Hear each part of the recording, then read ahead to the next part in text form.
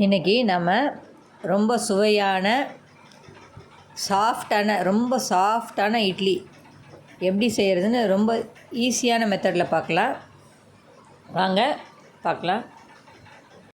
இன்றைக்கி நம்ம இட்லி மாவு எப்படி அரைக்கிறதுன்னு பார்க்கலாம். நான் பாருங்கள், ரேஷன் அரிசி ஒரு ஆளாக்கு 2 3 ஆளாக்கு எடுத்திருக்கேன். இதில் நான் கொஞ்சம் உப்பு போட்டு வச்சுருக்கேன். ஏன்னா வண்டு பிடிக்கக்கூடாதுங்கிறதுக்காக கொஞ்சம் உப்பு சேர்த்து போட்டு வச்சுருக்கேன். அதனால் அரிசி வண்டு பிடிக்காமல் இருக்கணும் இல்லையா, அதுக்காக உப்பு போட்டு வச்சுருக்கேன். பச்சை அரிசி ஒரு 3 ஆளாக்கு போட்டுக்கலாம்.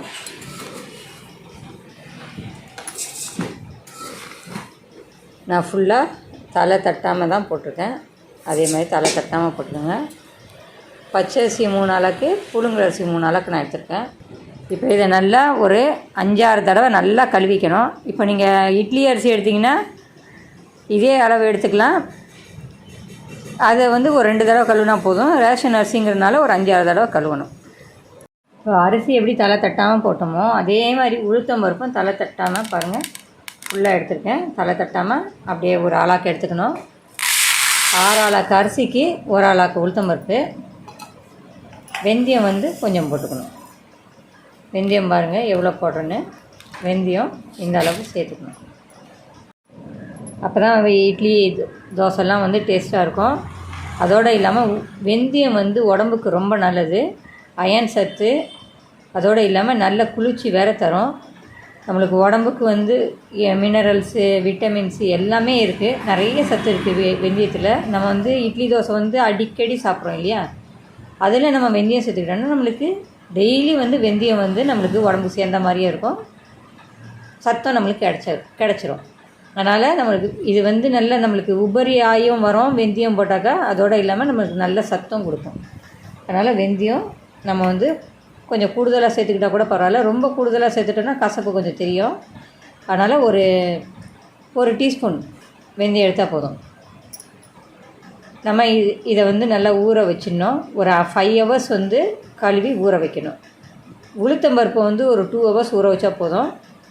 நீங்கள் ஊற வைக்கும் போதே ஊற வச்சிட்டிங்கனாலும் ஒன்றும் தப்பு இல்லை. ஒரு 4 ஹவர்ஸ் அப்படி ஊற வச்சு உளுத்தம்பருப்பும் சேர்த்து ஊற வச்சிட்டிங்கன்னா ஒரு 4 மணி நேரத்தில் அரைச்சி எடுத்துருங்க.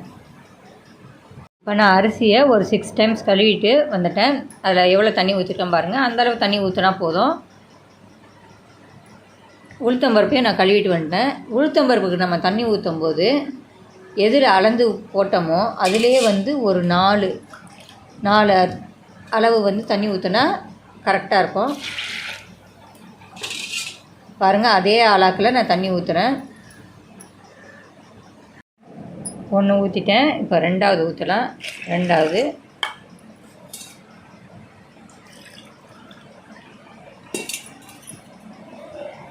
3,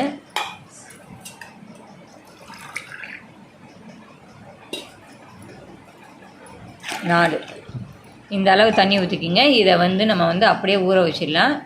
இந்த ஊறின தண்ணியோடு எடுத்து நம்ம அரைக்க போகிறோம். அதனால் தண்ணியை ஊறின பிறகு எடுத்து கழுவி ஊற்றிடாதீங்க. அப்படியே தான் அரைக்க போகிறோம். நம்ம ஒரு 4 ஹவர்ஸ் கழித்து நம்ம அரைக்கலாம். 4 ஹவர்ஸ் ஆயிடுச்சு. இப்போ நம்ம இந்த அரிசியை எடுத்து அரைக்க ஆரம்பிக்கலாம். பாருங்கள், கிரைண்டரில் நம்ம போடலாம். மாவு போட்டுட்டோம், அரிசியை போட்டுட்டோம், நல்லா அரைக்கட்டும். நம்ம அரைஞ்சோன்னே எடுத்துடலாம். பாருங்கள், நல்லா அரைஞ்சி வந்துடுச்சு அரிசி மாவு. நம்ம எடுத்துடலாம்.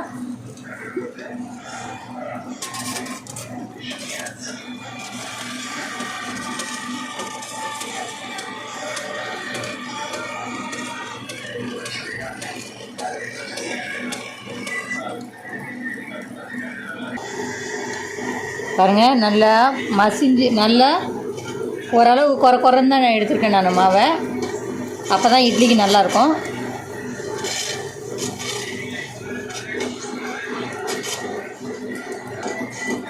எல்லோரும் என்ன சொல்லுவாங்க, உளுத்தம் பருப்பு போட்டுட்டு தான் அரிசி அரைக்கணும்பாங்க. நான் எப்போவும் அரிசி அரைச்சிட்டு தான் உளுத்தம் பருப்பு போடுவேன். ஏன்னா உளுத்தம் பருப்பு அரைச்சி வச்சோம்னா நீத்து போயிடும். அதனால் அரிசி அரைச்சிட்டு அதுக்கப்புறம் தான் உளுத்தம் பருப்பு போடுவேன். அப்போ தான் உளுத்தம் பருப்பு எடுத்தோன்னே உடனே கலந்து வச்சிடலாம். அப்போ இட்லி நல்லாயிருக்கும். உளுத்தம் பருப்பு நீத்து போச்சுன்னா இட்லி நல்லா இருக்காது.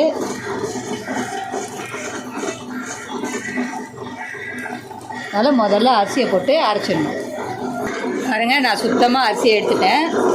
இப்போ வந்து உளுத்தம்பருப்பில் நம்ம ஊற்றி வச்சோம் இல்லையா தண்ணி, உளுத்தம்பருப்பில் ஊற்றி வச்சோம் பாருங்கள். உளுத்தம்பருப்பு நல்லா ஊறி இருக்குது. அந்த ஊற்றி வச்ச தண்ணியோடையே நம்ம அப்படியே சேர்த்துக்கணும்.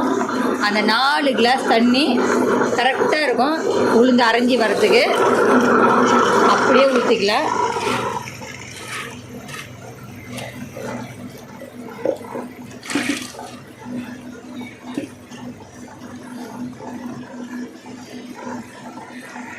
அவ்வளோதான், நம்ம ஃபுல்லாக சேர்த்துட்டோம். தண்ணி 4 கிளாஸ் ஊற்றணும். அந்த 4 கிளாஸ் தண்ணியோடு அப்படியே சேர்த்துருக்கேன். இதை நீங்கள் தள்ளவோ ஒன்றுமே பண்ண வேணாம், அப்படியே விட்டுட்டு நீங்கள் வந்து ஒரு 15 நிமிஷம் கழித்து பார்த்தீங்கன்னா நல்ல உபரியாகி வந்திருக்கும் உளுந்து. ஆனால் இது கிரைண்டரை மூடி போட்டு வச்சிடக்கூடாது. ஏன்னா கிரைண்டர் மூடி போட்டு வச்சிங்கன்னா சூடாயிடும். அதனால் அப்படியே திறந்து வச்சு தான் அரைக்கணும். இதை 15 நிமிஷத்தில் இது கரெக்டாக வந்து அரைஞ்சி வந்துடும். பாருங்கள், நான் காட்டுறேன்.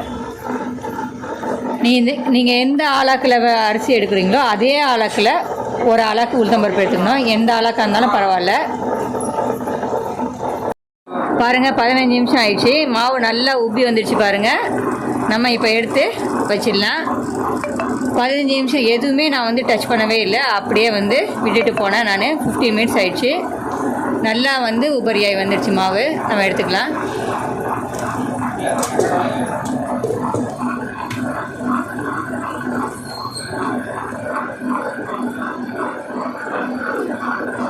மாவு எப்படி இருக்குது பாருங்கள். அப்படியே விட்டா எப்படி இருக்குது பார்த்தீங்களா? மாவு இப்படி வந்துடும். எந்த இதுவுமே பண்ண வேண்டாம் நம்ம.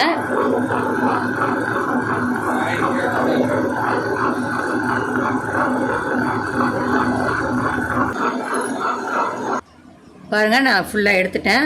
எவ்வளோ வந்திருக்கு பாருங்கள். ஃபுல்லாக இருக்குது. நல்லா வந்து உபரி வந்திருக்கு உளுத்தம்பருப்பு. நம்ம இப்போது கொஞ்சத்தை எடுத்து வச்சுட்டு கலக்கலாம். பாருங்கள், எனக்கு பத்தலை. இது கைவிட்டு கலக்கினா வெளியே வந்துடும்னு நான் வேறு டப்பாவில் எடுத்து வச்சுட்டேன். மீதியே உப்பு போட்டு கலக்கலாம் நம்ம.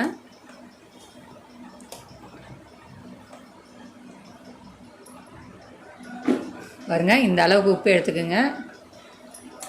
ஒரு 3 டீஸ்பூன் உப்பு இருக்கும். தூவி விட்டு கலந்து வச்சிடலாம் நம்ம. ரொம்ப அடித்து கலக்கக்கூடாது. மேலோட்டமாக பூ மாதிரி தான் கலக்கணும். நல்லா அடியில் இருக்க அரிசி மாவை நல்லா மேலே எடுத்து விடணும். ரொம்ப அடித்து கலக்கிட்டோன்னா மாவு நீத்து போயிடும். பொறுமையாக மேலே கீழே இருக்க அரிசி மாவு நல்லா மேலே வந்து கலங்குற அளவுக்கு இந்த கலக்கினா போதும்.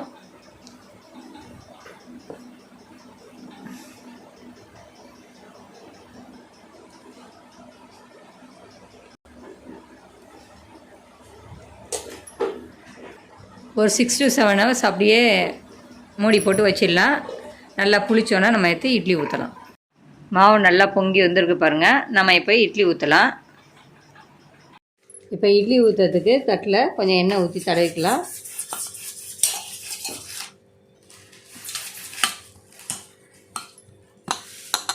நல்லா புளிச்சு நல்லா இருக்குது மாவு.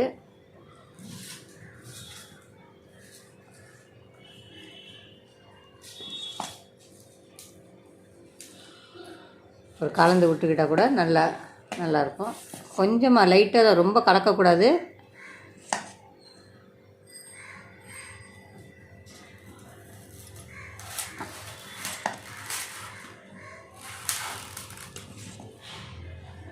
எப்படி வருது பாருங்கள். நல்லா லட்டு மாதிரி அப்படியே இட்லி பூ மாதிரி இருக்கும்.